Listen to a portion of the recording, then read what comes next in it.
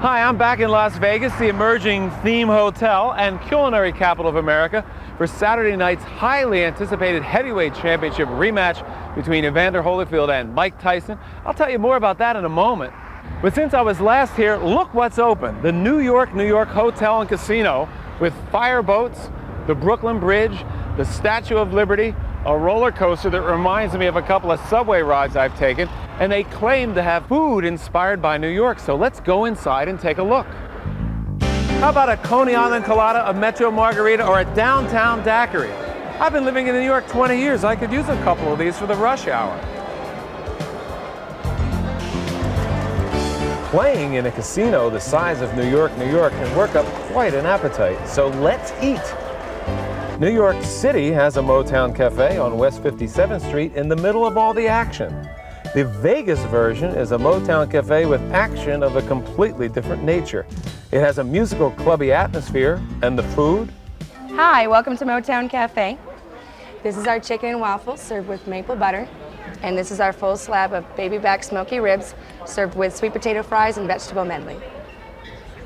In the real New York City, Gallagher's restaurant on West 52nd Street has a window display of air-dried beef that looks a little like the place where Sylvester Stallone's Rocky worked out. Same thing here at Gallagher's in New York in Vegas, where Chef Mike Perkins explains the process. Well, I've seen this through the window a lot. Explain to us what's actually happening here. Okay, what we're doing here is we're aging the meat. It's going to be in here for approximately 3 weeks, maybe 4. Natural enzymes within the meat will develop tenderness and flavor so that by the time you get the steak on the table, it's just right. Back east, there's New York City's East 18th Street late night and large America restaurant. The Vegas version is a restaurant that never sleeps. It's open 24 hours a day. Brad, how's a brownie here? Oh, it's huge. And it comes with a lot of ice cream. That's exactly what I want. Brownie with ice cream. Thanks. Got it.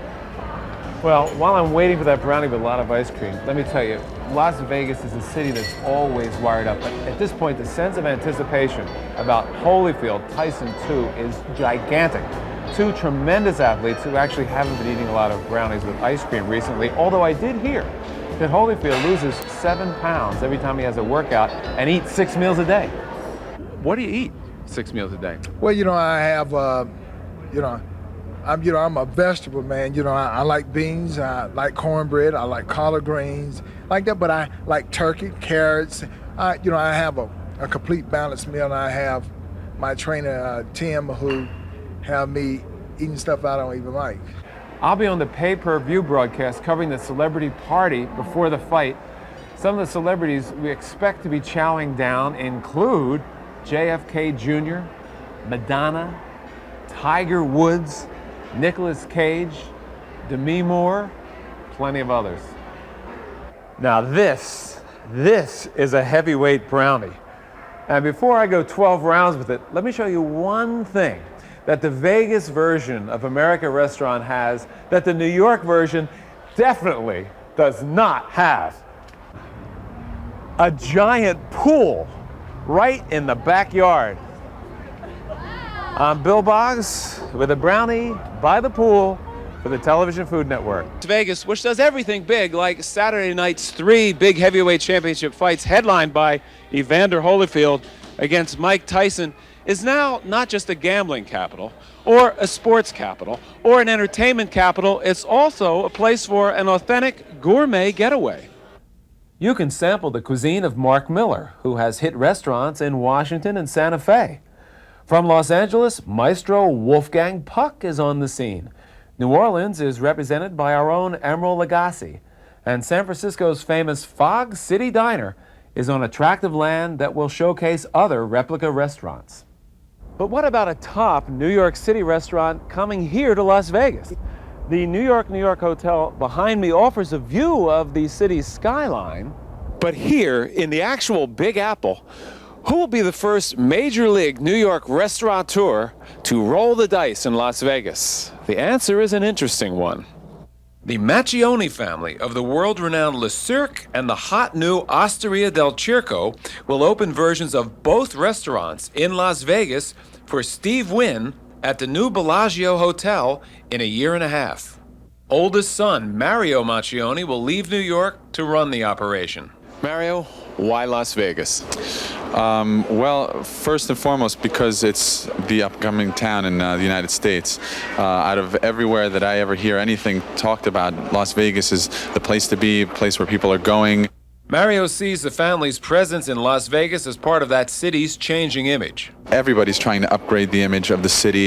I think it's already gone through a first level of upgrading, and it's ready for more and more and more. And why you? Of the three sons, this is like Godfather 2 here. You're the son being chosen to go to Las Vegas. Why you? Maybe because I've got a little more experience than the rest of them. I don't know. I feel comfortable with it, and so does my family, so that we'll be the ones spearheading this whole thing. So good luck to Mario Macchione and his family on their move from New York to Las Vegas.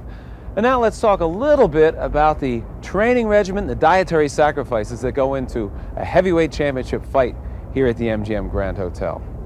Former Olympic and heavyweight champion Evander Holyfield does a complex series of stretching exercises and a back strengthening routine that made me dizzy. So how much actual sacrifice goes into his eating habits? The thing you gotta understand, I've been boxing for 26 years, so I've been eating properly practically all my life. But one reason why I was eating properly because when we didn't have money, I had to eat what was there, and what we had was just the proper things, like beans and cornbread and collard greens.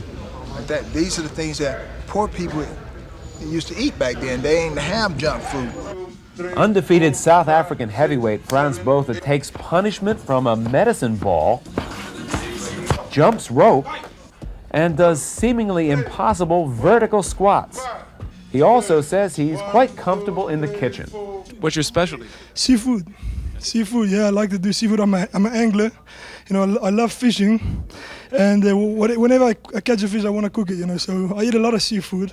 Well, you can bet that while they're in training, Frans Botha, Evander Holyfield, Mike Tyson, or any of the other heavyweights fighting tomorrow night haven't been eating too much of Emerald's andouille-crusted red snapper, peasant-style braised swordfish, or this quite delicious-looking barbecued salmon. Good. More for me.